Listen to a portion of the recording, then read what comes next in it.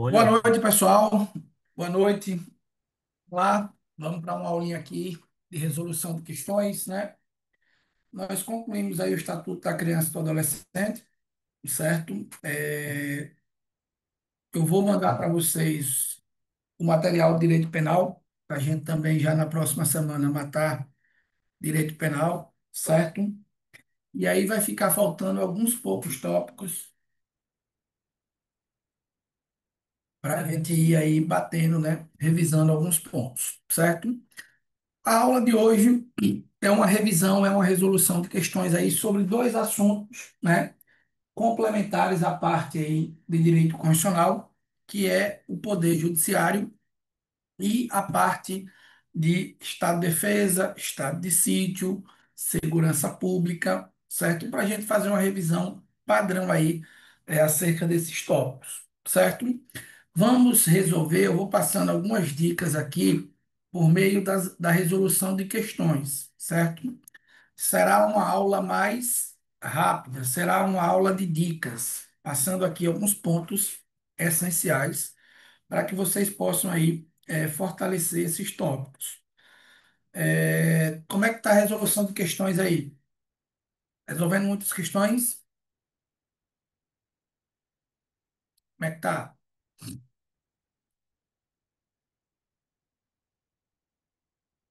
Vamos lá? Bom, pessoal, então eu selecionei aí 12 questõezinhas para a gente fazer essa revisão esquematizada, revisão rápida aí sobre esses tópicos, certo? Então, primeiro tópico, para a gente já iniciar aí, primeira questãozinha sobre o Poder Judiciário, artigo 92 ao 126 da Constituição. Aqui eu já aproveito para dar uma dica, pessoal. 80% das questões sobre o Poder Judiciário, de 80 a 90% das questões sobre o Poder Judiciário, cobram apenas três tópicos do Poder Judiciário, certo? Então é importante que vocês entendam isso. Qual é o primeiro tópico? As disposições gerais aplicadas ao Poder Judiciário, do artigo 92 ao artigo 99 da Constituição. Então, esse assunto, ele cai frequentemente em concurso, certo? O artigo 100 da Constituição, pessoal, ele vai tratar sobre o regime de precatórios. Como é que se dá aí o pagamento dos precatórios, que são os débitos aí decorrentes da Fazenda Pública. Esse artigo dificilmente aparece em prova, certo? Raramente aparece em prova. É um artigo muito complexo da Constituição, muito confuso. Ele sofreu diversas alterações aí ao longo dos anos. Então, assim, cai praticamente. Eu não lembro do concurso que eu vi uma questão sobre o regime de precatórios. Salvo os concursos da área específica, salvo os concursos da área fiscal, aí cai uma questão ou outra. Então, esse artigo 100, já dou a dica para vocês, não vai estar na prova de vocês. Ele não vai cobrar questão sobre o artigo 100 da Constituição. A outra parte, o segundo tópico, que mais aparece em prova, é a parte relacionada ao Supremo Tribunal Federal, a organização do STF. Basicamente, a composição do Supremo Tribunal Federal, que está lá no artigo 101 da Constituição, e as competências do Supremo Tribunal Federal, que é o artigo 102 da Constituição. Então, essas questões, elas sempre aparecem, e o STF sempre é cobrado em provas. Na sequência do artigo 102, nós temos o artigo 103 da Constituição. Esse artigo, ele vai falar, basicamente, sobre os legitimados para ajuizar ações de constitucionalidade. Também não aparece em prova. Nem o 103 e nem o 100, na verdade, o 104 já começa a aparecer porque o 104 ele vai tratar do STJ. Então, trocando em miúdos, quais artigos eu aconselho vocês a estudar nesse tópico aí do Poder Judiciário, relacionado à organização do Poder Judiciário? do 92 ao 99, do artigo 92 ao 99, o artigo 101 e o 102 da Constituição, 101, 102, e os artigos 104 e 105 da Constituição. Professor, eu vou perder tempo estudando outros assuntos e o artigo 103b também, porque tem o 103A e o 103b. O 103b ele trata do CNJ, do Conselho Nacional de Justiça. Professor, e os outros artigos? Como a gente tem uma infinidade de assuntos para tratar, eu aconselho vocês a dar prioridade no estudo do Poder Judiciário a esses assuntos. Então, se eu for estudar o Poder Judiciário, vou passar 2 horas estudando o Poder Judiciário, 1 hora, 80% do tempo eu vou perder eu vou focar, melhor dizendo, nesses assuntos, certo? Eu vou responder questões desses assuntos. Por quê, professor? A probabilidade, se cair uma questão da prova, ser desses assuntos, corresponde a mais de 80%. Beleza? Então, esse é o primeiro ponto. Não procurar dificuldade. Não procurar dificuldade, procurar facilidade.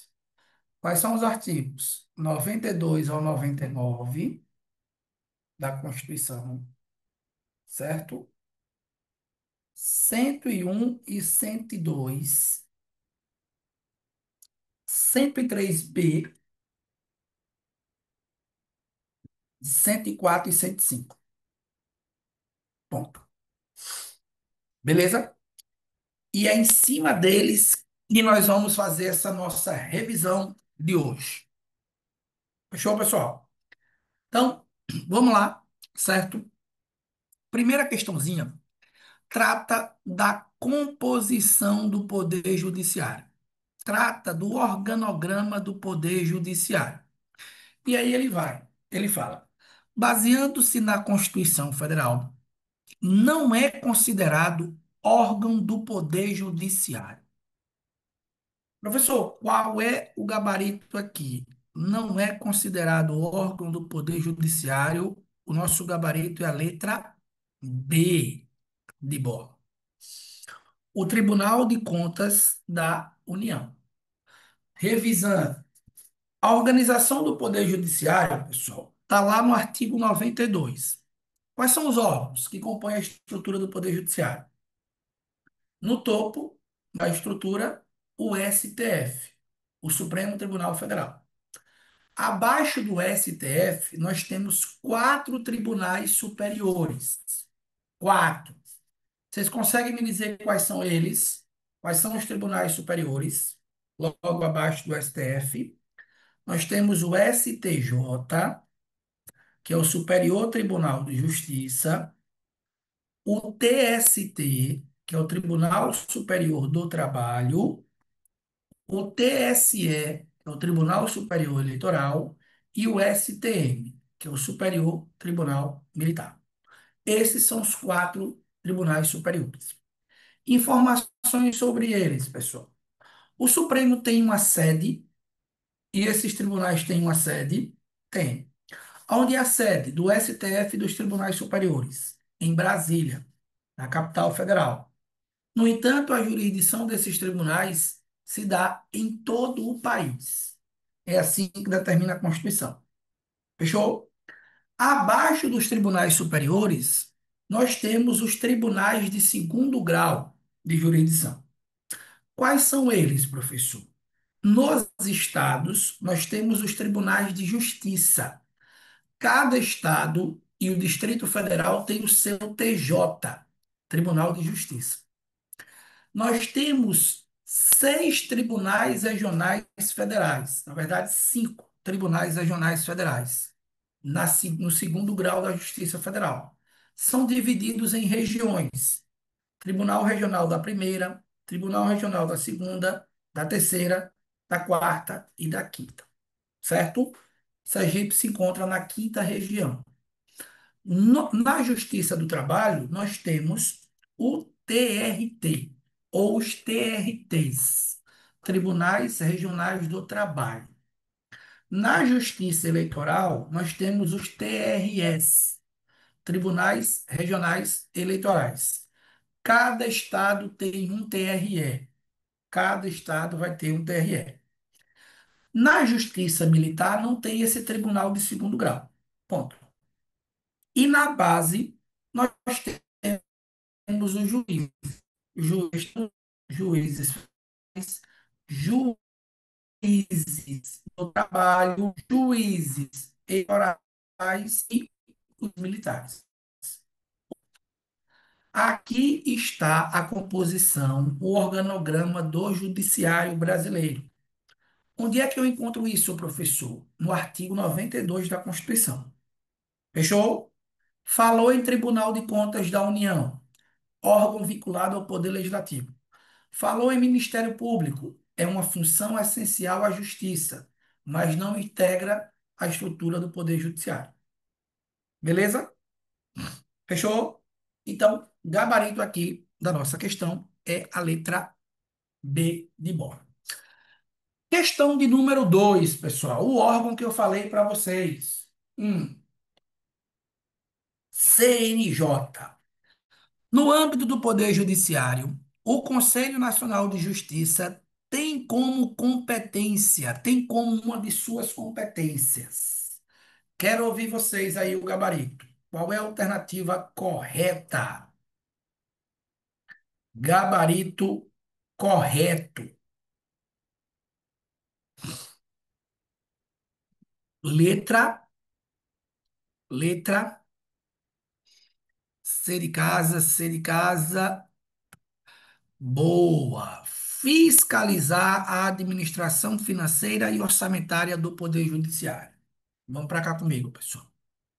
O CNJ é o Conselho Nacional de Justiça, certo? O que é que eu preciso saber sobre ele? Primeiro, tem uma dicasinha, né?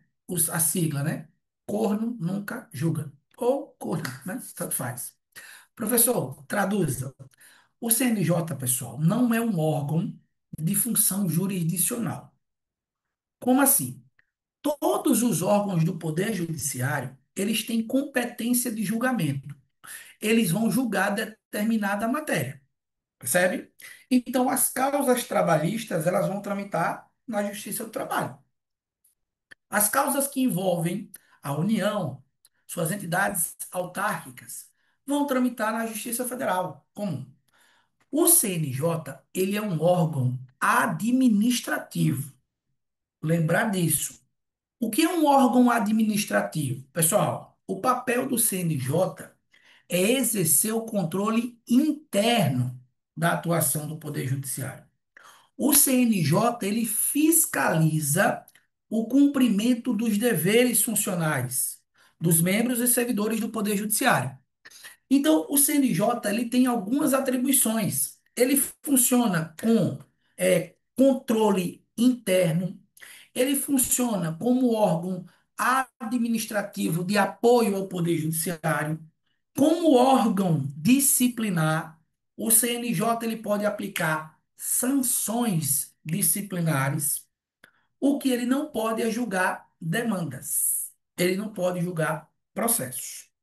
Onde é que estão as competências do Conselho Nacional de Justiça, professor? Lá no artigo 103b, salvo engano, é no parágrafo 4º da Constituição, certo?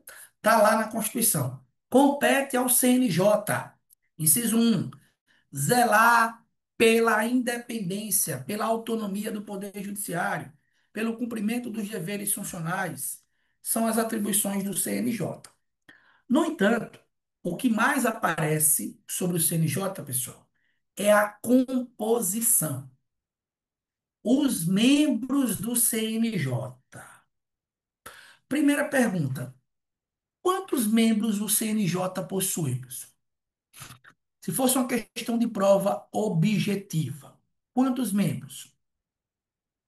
14, 15? 15 membros, certo? São 15 conselheiros. São conselheiros permanentes ou com mandato? Hum? Possuem mandato. 2 anos. Pode ser reconduzido, professor, uma única vez. Fechou? Quem são eles? Ó, simples. O presidente do Supremo é também presidente do CNJ.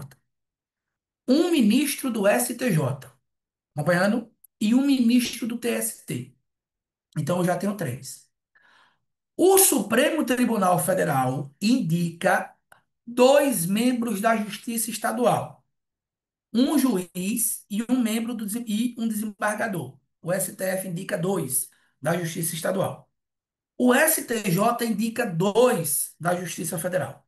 Dois com dois, quatro, com três, sete. Já tenho 7 membros do Conselho Nacional de Justiça.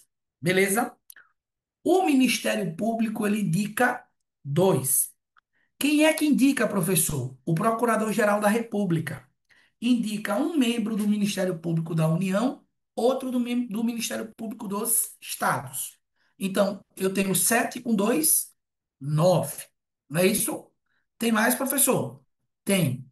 Quem é? 2 advogados de notório saber jurídico e reputação ilibada. Quem é que indica esses advogados? O Conselho Federal da OAB. Beleza? Então me ajude aí, pessoal. Tenho três, com quatro, 7, né?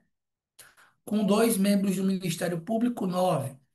Com 2 advogados, 11. Falta mais quem? Ah, 2 membros da Justiça do Trabalho, certo? Um juiz do trabalho e um membro do TRT, indicado pelo Tribunal Superior do Trabalho, e 2 cidadãos de notável saber jurídico e reputação ilibada. Um a Câmara indica, o outro o Senado indica. Então são 15 membros no total.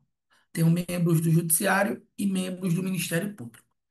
Lembrar, o CNJ não exerce função de julgamento. Fechou? Compreendemos aqui a composição? Ministro do Supremo, presidente, um ministro do STJ, um do TST. 2 da Justiça Estadual, 2 da Justiça Federal, 2 da Justiça do Trabalho, 2 do Ministério Público, 2 da Advocacia e 2 cidadãos. Beleza? Então, gabarito aqui, letra C de casa. Letra C de casa. Fechamos? Pessoal, até aqui, dúvidas sobre o Poder Judiciário? Agora vamos entrar na magistratura, nos membros do Poder Judiciário. Então ele conta uma historinha aqui. Lucas e Mariana são irmãos e vivem discussões por temas centrais da política e do direito. Como ambos são formados em direito, nunca admitem estar errados em nenhum assunto. Certo dia, um debate sobre as disposições constitucionais sobre o Poder Judiciário, Luca alegou que os juízes gozam das garantias de vitaliciedade no cargo, inamovibilidade e irredutibilidade dos subsídios. Mariana argumentou que seu irmão estava equivocado, porque as garantias seriam vitaliciedade no cargo, inamovibilidade e redutibilidade de subsídio. Acerca da assinale a alternativa correta sobre a situação descrita. E aí? O que é que a gente marca aí, pessoal? Qual é a alternativa correta? Me ajudem?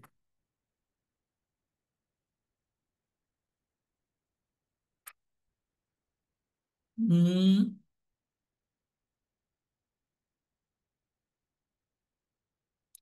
e aí? Ó, pessoal, essa questão aqui é um pouquinho debatida, certo? Mas a alternativa correta aqui, o gabarito, pelo menos aquilo que a banca considerou como correta, né, é a letra A, certo? Mas Lucas está correto e Mariana totalmente equivocada. Onde é que está a divergência? Mariana ela não está totalmente equivocada. Por quê? Vamos revisar. Os membros da magistratura, eles possuem garantias constitucionais para o exercício do cargo. Quais são essas garantias? Três garantias: vitaliciedade, inamovibilidade e irredutibilidade de subsídios. Antes de eu explicar cada um, essas garantias, elas são absolutas ou relativas? É uma pergunta. Elas são absolutas ou relativas? Hum? As garantias da magistratura são relativas, viu? Nenhuma garantia é absoluta, certo? Vou traduzir a primeira. O que é a vitaliciedade? O juiz só perde o cargo por sentença judicial com trânsito em julgado. Professor, a vitaliciedade, ela é para todo e qualquer juiz? Não, porque a vitaliciedade, ela vai ser adquirida. Juiz de carreira, prestou concurso público, ele é nomeado. Para ele se tornar vitalício, ele tem que exercer o cargo quantos anos? Após quantos anos? 2 anos. E ainda precisa ser aprovado e avaliado em curso de aperfeiçoamento. Aí ele se torna vitalício. O juiz que é nomeado para tribunal pelo quinto constitucional ou para os tribunais superiores se torna vitalício no ato da posse.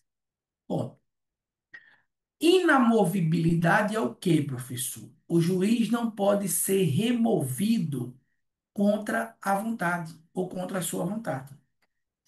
Essa inamovibilidade, ela tem exceção? Tem, salvo interesse público devidamente justificado e por decisão de maioria absoluta do respectivo tribunal ou do CNJ. Então, se o tribunal ele quer remover o juiz de um local para outro, maioria absoluta, assegurado o contraditório e a ampla defesa. Irredutibilidade de subsídio, professor, qual é a exceção? O limite do teto remuneratório para o serviço público. Nesse caso, o salário, o subsídio do ministro do Supremo Tribunal Federal. Então, nós temos três garantias não absolutas. Beleza? O contrário de garantias é o quê, pessoal? O contrário de garantias são as proibições. As garantias, elas estão no artigo 95. As proibições, elas estão no artigo 95, parágrafo único da Constituição. Então, ao juiz é vedado, é proibido o quê? Juiz pode se dedicar à atividade partidária, político-partidária? Não.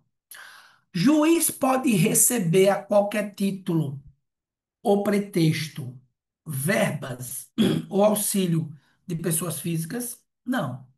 A Constituição diz assim, ressalvadas as hipóteses previstas em lei. Juiz pode exercer outro cargo, ainda que em disponibilidade? Não pode, salvo, exceto, excepcionalmente, o cargo de magistério. Então, é lembrar sempre garantias, vitaliciedade, inamovibilidade e irredutibilidade. Mas o juiz também tem proibições aplicadas aí. Beleza? Tranquilo aqui? Ó, questão de número 4 diz aqui. João juiz de direito de primeira instância manifestou publicamente apoio a um candidato durante uma campanha eleitoral e, posteriormente, assumiu o cargo comissionado um, na administração pública, enquanto ainda estava no exercício da magistratura. Diante das garantias e vedações aplicáveis ao juiz, conforme a Constituição Federal, assinale a alternativa correta. Qual é a alternativa correta, garotos, garotas?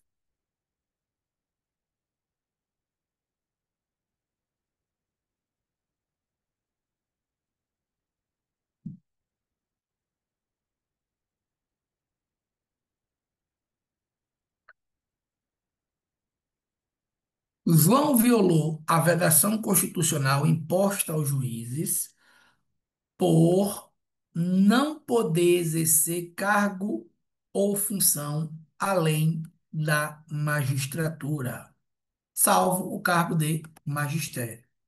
Show de bola. É essa, letra D? João tem direito à vitaliciedade desde o início, sendo necessária julgado. Não é desde o início porque ele precisa 2 anos de efetivo exercício. João pode exercer qualquer outra função. A irredutibilidade de subsídios, de vencimentos, impede que qualquer alteração no subsídio do magistrado, mesmo que por lei. Pessoal, primeiro que é irredutibilidade de subsídio, certo? E, obviamente, que a lei pode limitar em razão do teto constitucional. O gabarito aqui, de fato, é a letra D de dado. João violou a vedação constitucional imposta aos juízes, pois não pode exercer cargo ou função além da magistratura, salvo de magistério. E ainda violou a proibição de se manifestar político partidariamente. Tranquilo? Gabarito aqui, letra D de dado. Questão 5, a gente marca aí qual a alternativa. Da questão 5, fala É, justamente sobre a composição do CNJ. O Conselho Nacional de Justiça é um órgão que compõe o Poder Judiciário. Beleza. E tem, dentre suas atribuições, o controle da atuação administrativa e financeira do Tribunal Regional do Trabalho e do cumprimento dos deveres funcionais do juiz. De acordo com o que dispõe expressamente a Constituição, assinale a alternativa que apresenta apenas alguns dos membros que compõem o CNJ. E aí, Léo? Um, qual é a alternativa correta?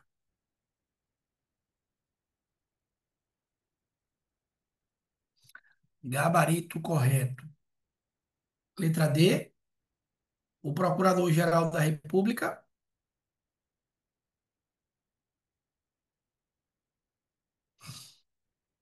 É isso?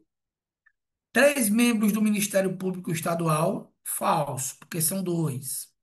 Um desembargador do Tribunal de Justiça indicado pelo respectivo tribunal. Dois advogados indicados pelo Conselho Federal da OAB e um juiz do Tribunal Regional Federal. É isso?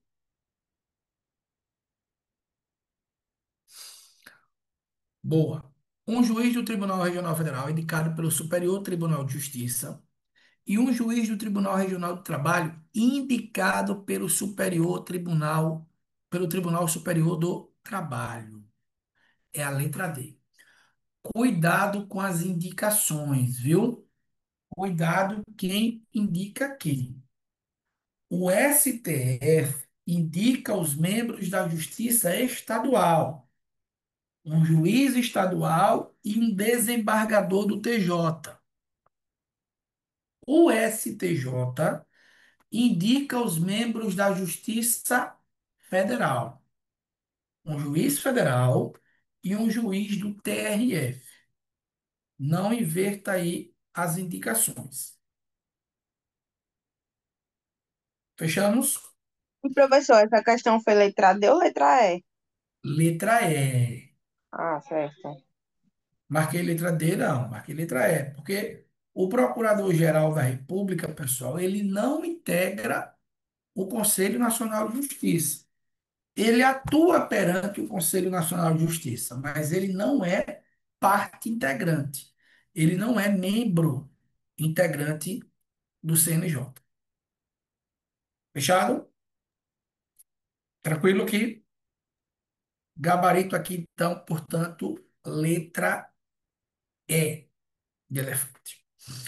E aí nós vamos para o verdadeiro e falso, né?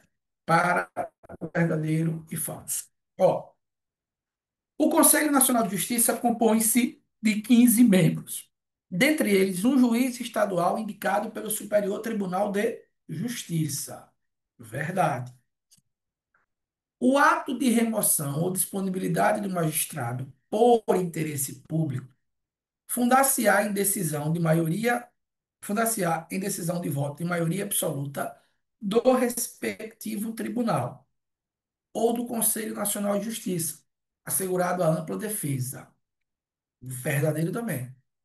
O acesso aos tribunais de segundo grau far-se-á por antiguidade e merecimento, alternadamente, apurados na última ou na única instância. E aí, isso está verdadeiro ou falso? Promoção dos juízes. Pessoal, a promoção dos juízes está lá no artigo 93, incisos 1 e 2, certo? Primeiro, o inciso 1, na verdade, trata do ingresso na carreira da magistratura. Então, o ingresso ele se dá no cargo de juiz substituto, mediante concurso público de provas ou de provas e títulos, certo? Assegurada a participação da OAB em todas as fases e exigido do bacharel em direito 3 anos de efetiva atividade jurídica. Ponto. É isso que o concurso da magistratura exige. Vamos para o segundo ponto, pessoal. Ó, a promoção para os tribunais de segundo grau se dá alternadamente por antiguidade e merecimento. Antiguidade é o quê, professor? Tempo de serviço. Beleza? Merecimento é o quê? Produtividade. A Constituição diz que merecimento é aferido com base em critérios objetivos. Exemplo: presteza na jurisdição, participação em curso de aperfeiçoamento. Isso é merecimento. O que é que eu preciso entender? A promoção por merecimento, pessoal, em regra, é discricionária, certo? Só que existem hipóteses em que o juiz ele é obrigado a ser promovido. O tribunal tem que promover ele por merecimento. Quando é que se dá isso? Quando é que se dá? Quando é que o tribunal é obrigado a promover o juiz por merecimento? Quando ele figura 3 vezes consecutivas ou 5 vezes alternadas na lista de merecimento. O tribunal ele divulga a lista de merecimento. Então, se o juiz figurar 3 vezes seguidas ou 5 vezes alternadas, ele precisa ser promovido. Ah, professor, mas tem um limite? Tem. A Constituição diz assim, que a promoção por merecimento ela pressupõe 2 anos na entrância, que é o grau que o juiz está, e ele tem que figurar a quinta parte de juízes mais antigos, exceto se quem preencher os requisitos não quiser. Então, 3 vezes consecutivas, 5 vezes alternadas. O juiz tem que ser promovido. Beleza? Outra questão de prova, pessoal. Note esse artigo aí, em nome de Jeová. Artigo 94 da Constituição, certo? Esse artigo 94 ele despenca em concurso. O artigo 94, professor. Fala sobre o quê? Sobre o quinto constitucional, certo? O que é o quinto constitucional? Um quinto das vagas dos tribunais de justiça dos estados, dos tribunais regionais federais, dos tribunais regionais do trabalho, são ocupados por membros do Ministério Público e da advocacia. Membros do Ministério Público com mais de 10 anos de efetivo exercício e membros da advocacia com mais de 10 anos de efetiva atividade profissional. Professor, como é que faz? Eles são indicados em lista sextupla, ou seja, 6 nomes, certo? Manda para o tribunal forma lista tríplice e manda para o chefe do executivo fazer a nomeação. Bom, beleza? Como que é o nome disso, professor? Quinto constitucional. Então, isso daqui é verdade, isso daqui é verdade, isso daqui é verdade. Fechou? Aos juízes é vedado exercer a advocacia ou juiz, ou advocacia no juiz ou tribunal do qual se afastou, antes de decorridos 3 anos do afastamento, e não 5. Letra B de bola. É o nosso gabarito. Fechou? Pessoal, essa é a revisão da parte geral do Poder Judiciário, certo? Eu estou pincelando, eu estou pegando as partes aí mais relevantes sobre essa parte aqui. Até aqui, tranquilo? Alguma dúvida? Beleza? Qual é o próximo? Quais são os próximos assuntos? Supremo Tribunal Federal. O STF, pessoal, ele é composto de 11 ministros brasileiros natos. Quem são eles? Maiores de 35 e menores de 70 anos, de notável saber jurídico e reputação ilibada. Eles são indicados pelo presidente da República, após a aprovação da escolha pela maioria absoluta do Senado. Então, o presidente nomeia após o Senado Federal aprovar a indicação. Tome cuidado com as competências originárias do STF. Ó, esse artigo que eu vou dizer para vocês aí. Artigo 102, inciso 1 da Constituição. Leitura obrigatória, porque lá estão, as competências originárias. O que é isso, professor?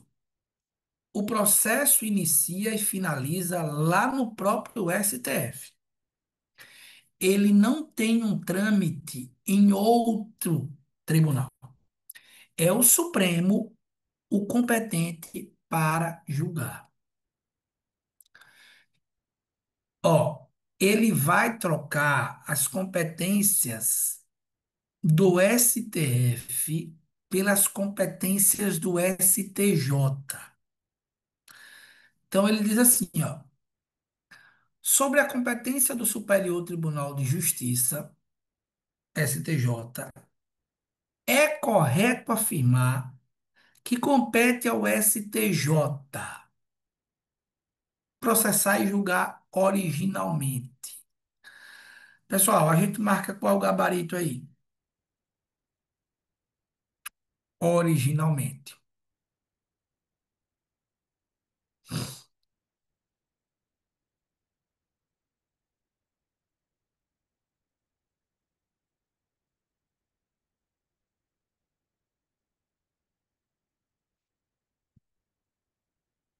Qual é o gabarito?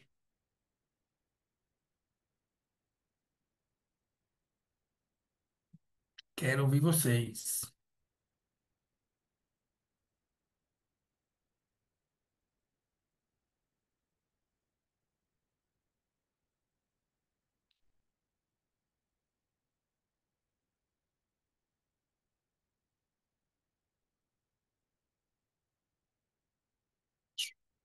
Ora,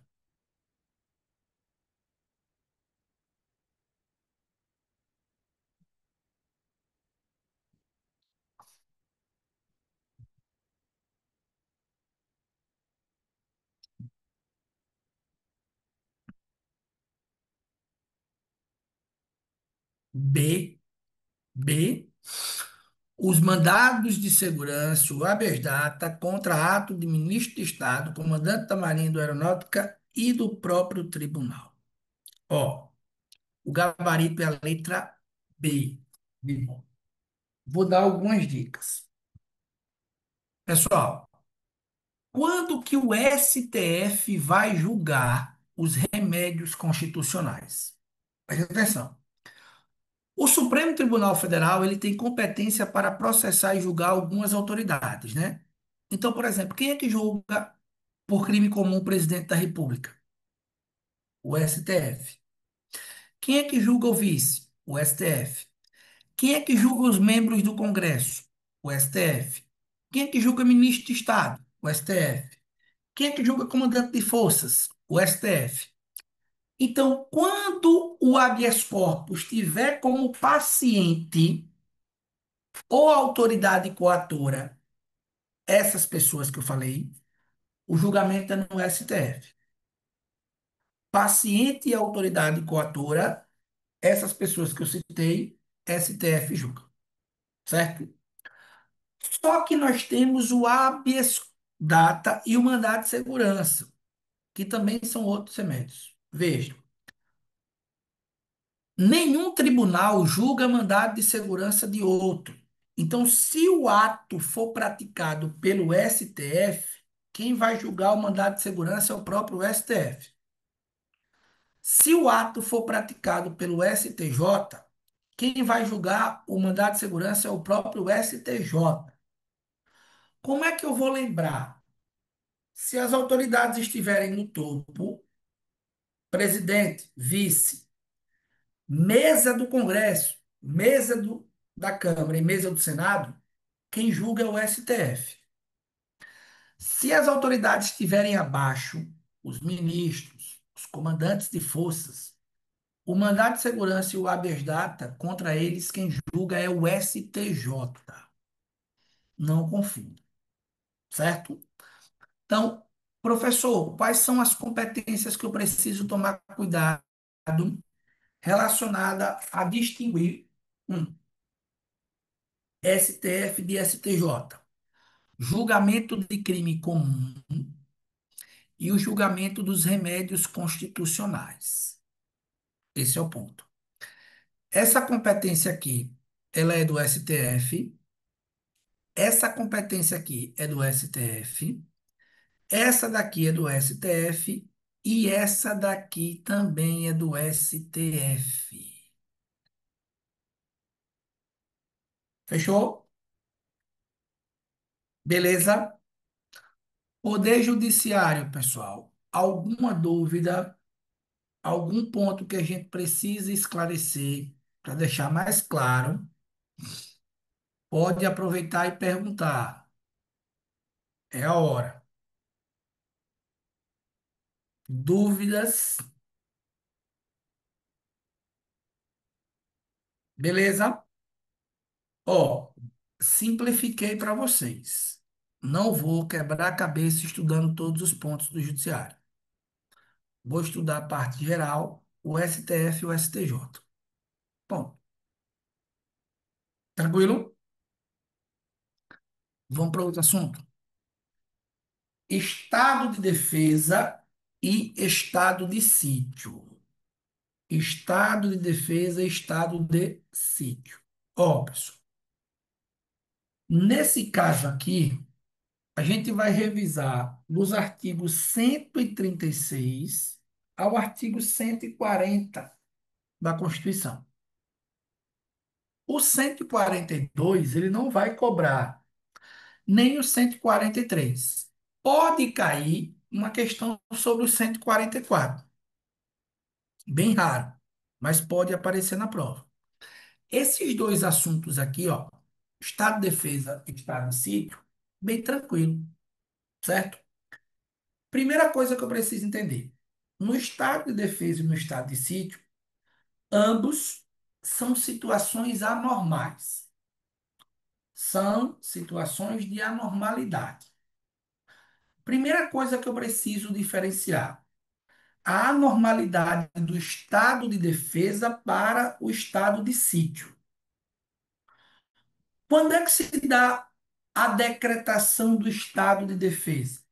A Constituição diz assim, que o presidente da República, ouvidos os conselhos da Defesa Nacional e da República, decretará estado de defesa. Para quê, professor? Para preservar, para prontamente restabelecer e preservar a ordem pública e a paz social, ameaçadas por grave instabilidade local ou por grande calamidade, ou por calamidades da natureza de grandes proporções.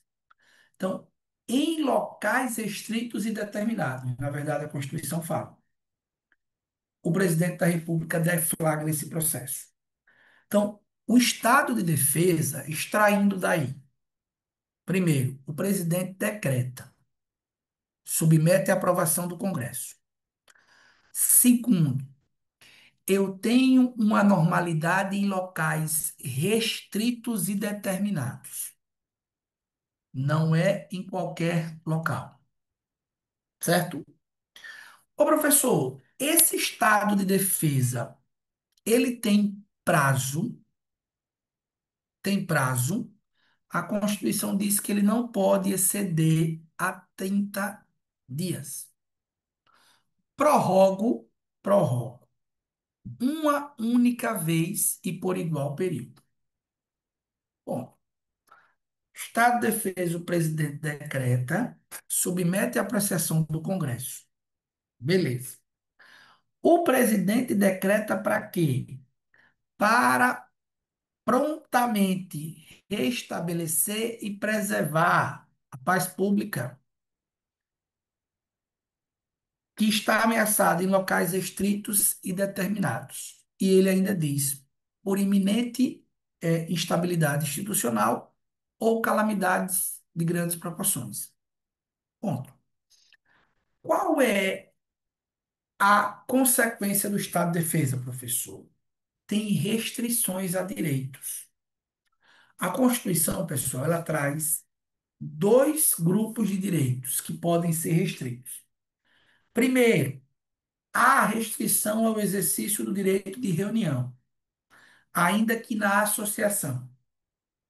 Segundo, há restrição ao sigilo da correspondência. Um, ao sigilo das comunicações telegráficas e telefônicas.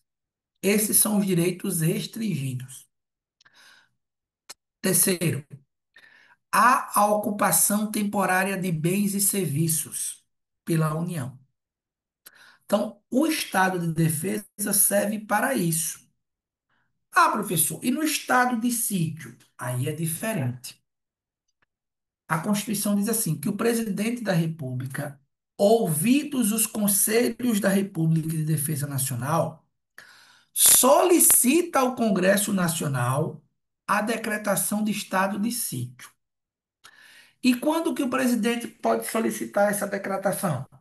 Duas hipóteses. Primeiro, comoção grave de repercussão nacional ou ineficácia das medidas tomadas no estado de defesa.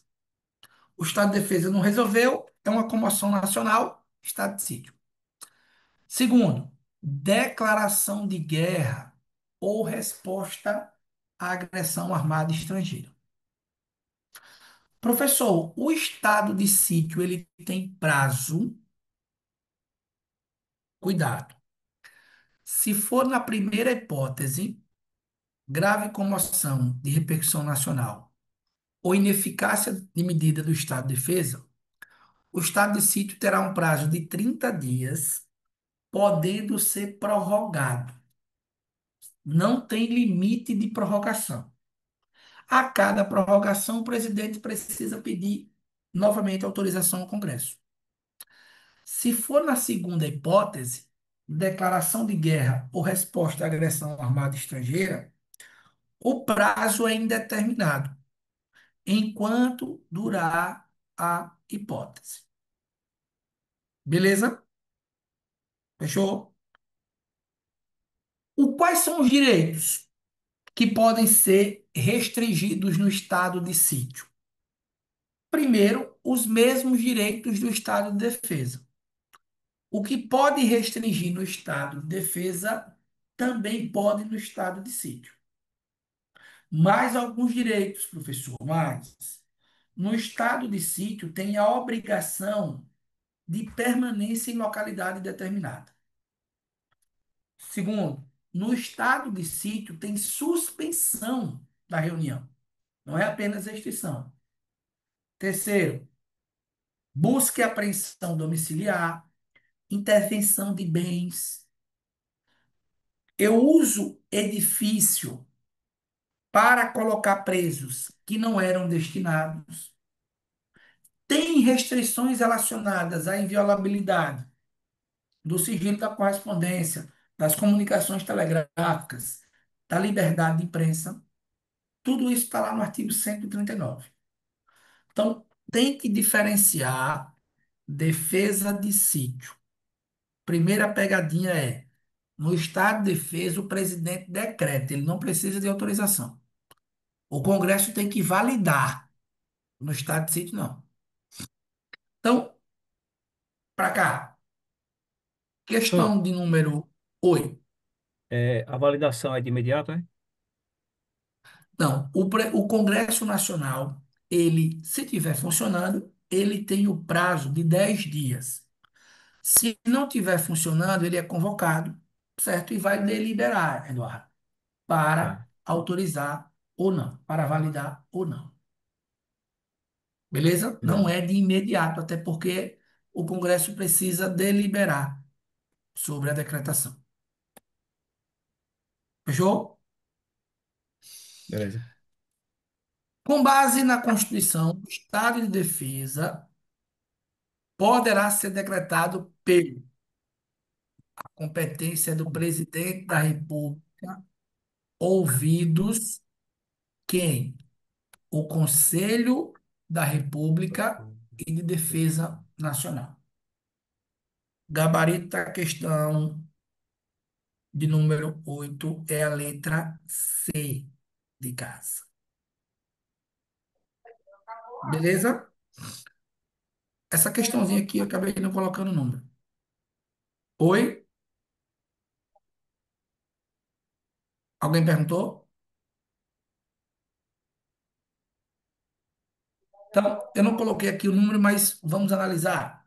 O item 1 diz assim: o Congresso Nacional apreciará o decreto do Estado de Defesa em até 10 dias após o recebimento. Verdade. A duração do estado de defesa não pode ser, a duração do estado de defesa não pode exceder a 30 dias. Sendo vedada a sua prorrogação, falso, pode prorrogar, pode prorrogar. Na vigência do estado de defesa, a prisão por crime contra o Estado, determinada pelo executor da medida, deverá ser comunicada imediatamente ao juiz competente que a relaxará se não for ilegal, sendo obrigatório ao preso requerer o exame de corpo de delito. Professor, isso está verdadeiro ou falso? Falso. Por quê? O único erro está aqui, ó. A relaxará se não for ilegal. Veja, o relaxamento da prisão só cabe se for ilegal. E pode haver a prisão por crime contra o Estado? Pode. Quem é que determina essa prisão? O executor das medidas. Ele próprio determina a prisão. Beleza? Professor, essa prorrogação você falou que é mais 30, é? Ou é não tem limite? 30 por mais 30, 30. 30 mais 30, né? É, No estado de defesa, 30 por mais 30. O estado de sítio não tem Prorroga cada 30 dias. sem limite. Fechou? Beleza. Tranquilo? Profe- Professor, por isso que tá falso, bro. Porque ele não vai relaxar, ó, se não for legal. Ele só vai relaxar se for legal. Pô, tá certo ou tá errado aqui? Eu confundi. Que a relaxa. Ah, tá certo, é. Esse item tá correto. Eu confundi aqui, né? É isso. Então, o gabarito é a letra E. Eu que confundi aqui. Que a relaxará se não for legal. Traduzindo, vai relaxar se a prisão for ilegal. Beleza? Conseguiram compreender aí, pessoal? Foi porque eu acabei me atrapalhando no que estava escrito. Questão de interpretação.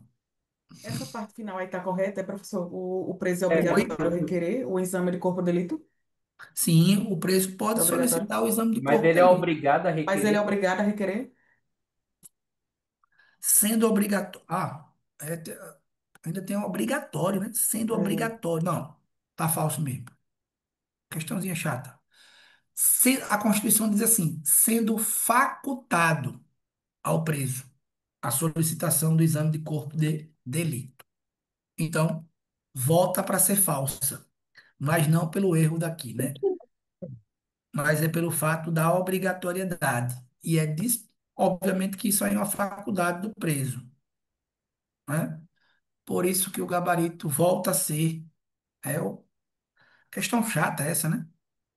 Cobrou a literalidade da Constituição mesmo. Por isso que o gabarito volta a ser a letra C de casa. Beleza? Compreendeu, Chile? Então, o item está falso. Por que está falso, professor? Porque não há essa obrigatoriedade do requerimento aí da prisão, do exame de corpo de delito. Beleza? Dúvidas aqui ainda?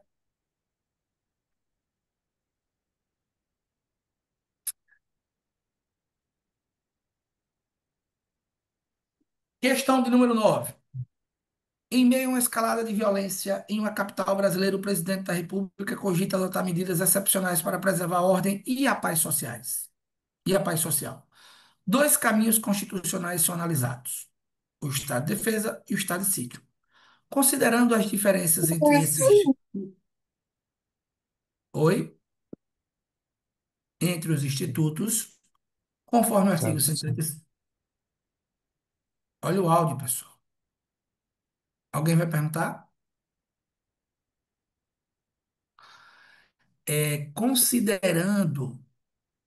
Considerando, certo, as diferenças, assinale a alternativa correta.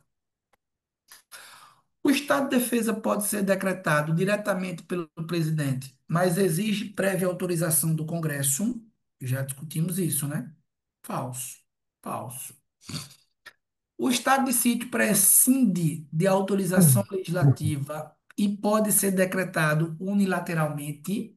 Prescinde é dispensa. Falso. É um requisito essencial a decretação. A letra C diz assim: a decretação do estado de sítio exige autorização do Congresso e depende de parecer prévio do Supremo Tribunal Federal. Nada a ver. O estado de defesa tem como pressuposto a ocorrência de guerra ou agressão externa. Enquanto o estado de sítio, distúrbios internos, falso. O estado de sítio exige a autorização do Congresso Nacional, após oitiva dos Conselhos da República e do Conselho de Defesa Nacional, sendo cabível em caso de ineficácia do estado de defesa. É o nosso gabarito aqui. Questão 10, pessoal. A gente marca o que aí na questão 10? Qual é o gabarito? E reflexo, pés,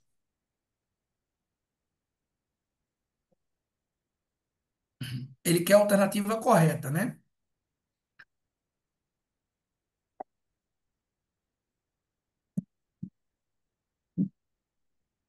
Questão 10. Diante de uma crise institucional que se intensificou, apesar da adoção do estado de defesa, o presidente decidiu solicitar autorização para decretar o estado de sítio.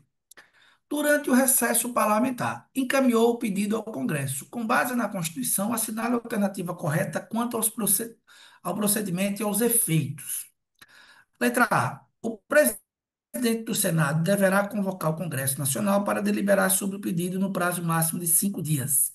E este permanecerá em funcionamento até o fim das medidas coercitivas. É o nosso gabarito. Se o Congresso não estiver funcionando, o presidente do Senado convoca extraordinariamente, no prazo de 5 dias. Beleza? Dúvidas? Dúvidas? Pessoal, e o artigo 144 é tranquilo, viu? É só as atribuições, o que é que cada uma das forças de segurança faz. Então, lá no rol do artigo 144 da Constituição, nós temos os chamados órgãos de segurança pública: a Polícia Federal, a Polícia Rodoviária Federal, a Polícia Ferroviária Federal, a Polícia Penal Federal. Nos estados, nós temos a Polícia Militar, ou as polícias militares, as polícias civis e os corpos de bombeiros militares. Bom, professor, e a guarda municipal? Ele não vai cobrar nesse ponto aí. Ele vai cobrar a letra seca da Constituição. A guarda municipal, diz a Constituição, pode ser criada para proteger bens, serviços e instalações dos municípios. Então, nesse caso, pessoal, é só matar a atribuição de cada um dos órgãos. Então, ele quer que você marque a alternativa incorreta. A letra A diz assim: a Polícia Federal exerce com exclusividade as funções de Polícia Judiciária da União. É verdadeiro, viu? As funções de Polícia Investigativa compete à Polícia Federal. Letra B. Compete à PF apurar infrações penais contra a ordem pública e social ou em detrimento de bens, serviços e interesses da União de suas autarquias. Verdade também. A Polícia Federal é responsável pelo controle e fiscalização do tráfego aéreo, marítimo e terrestre no território nacional. Cabe à PF a prevenção e repressão ao tráfico ilícito de entorpecentes e drogas afins, bem como ao contrabando e ao descaminho. Letra E. A Polícia Federal atua na prevenção e repressão de crimes contra o sistema financeiro e a lavagem de dinheiro. Qual é o gabarito, professor? A alternativa incorreta é a letra C. Por quê? A PF, ela é a polícia portuária, fiscaliza os portos, aeroportuária, fiscaliza os aeroportos, marítima e de fronteiras. Mas esse patrulhamento, essa questão interna, certo? Não é atribuição da Polícia Federal. Aí fica para as outras polícias. Beleza? Ô, professor, e o que é que faz a PRF? Patrulha as rodovias federais. A PFF, patrulha as ferrovias. O que é que faz a Polícia Civil? Apura infrações penais, exceto as infrações militares e a de competência da Polícia Federal. O que é que faz a Polícia Militar? Patrulhamento ostensivo, preservação da ordem pública. O bombeiro exerce função de defesa civil, regulamentada em lei. Então, nesse caso aqui, ó, a Polícia Judiciária da União é a Polícia Federal. Beleza? Fechamos? Dúvidas?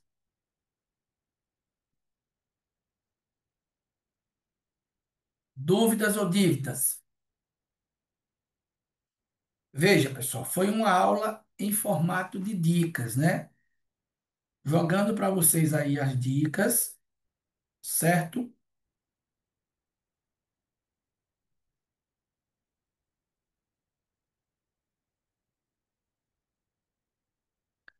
Dívidas,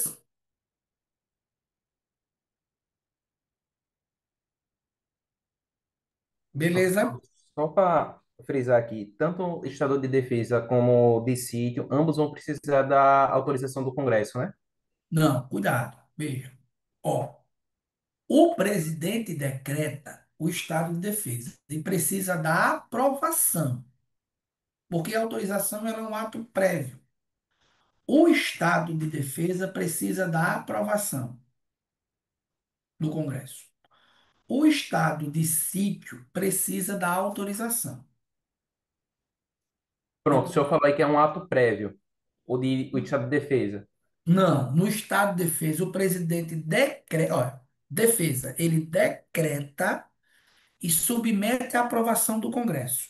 Certo, No estado de sítio, olha, sítio, ele solicita autorização. Beleza? beleza. Se o Congresso não autorizar, ele não pode decretar. Professor, eu fiquei só na dúvida sobre a diferença, sítio e defesa. Poderia repetir aí? Em qual sentido? Ah, que cabe um e a outro, em que situação, entendeu? Assim, você pode Vê, decretar logo esse estado de sítio, as defesas, ou não. Você tem que passar um pelo vê. outro. Expliquei. Vamos lá, se atenha. Quando é que cabe o estado de defesa? O presidente decreta para restabelecer e preservar a ordem pública e a paz social, que estão ameaçadas em locais restritos e determinados. Então, quando é que cabe? Preservar a paz pública e a ordem pública, certo? Em locais restritos. É isso que cabe ao Estado de Defesa. Então, se eu tiver uma crise em determinado local, vou lá, Estado de Defesa. E essa crise está sendo causada por quê, professor? Grave instabilidade ou calamidade de grandes proporções, certo? O estado de sítio cabe quando, Eduardo? Em duas hipóteses: comoção grave de repercussão nacional ou ineficácia do estado de defesa. Segunda, declaração de guerra ou resposta à agressão armada. Beleza. Então, são situações completamente distintas. Conseguiu compreender? Tranquilo. Valeu. Beleza? Dúvidas, pessoal? Professor, o mandado de segurança rejeitado pelo STJ, cabe o próprio STJ julgar. E se for rejeitado pelo STF, é o próprio STF, no caso, também, né? Alice, o mandado de segurança, ele vai ser contra um ato. Então, se o STJ pratica esse ato abusivo, é o próprio STJ. Se o STF pratica o ato abusivo, é o próprio STF quem julga. Então, Sim, os tribunais, eles julgam os próprios mandados de segurança. entendi, ok. Beleza? Dúvidas? Dívidas? Então, fechamos mais uma aula. Vamos descansar. Quem for pro forró ainda dá tempo, né? Cuidado com o trânsito. Mas quem não for, boa noite, bom descanso, pessoal. Vamos nos falando aí. Tchau, tchau.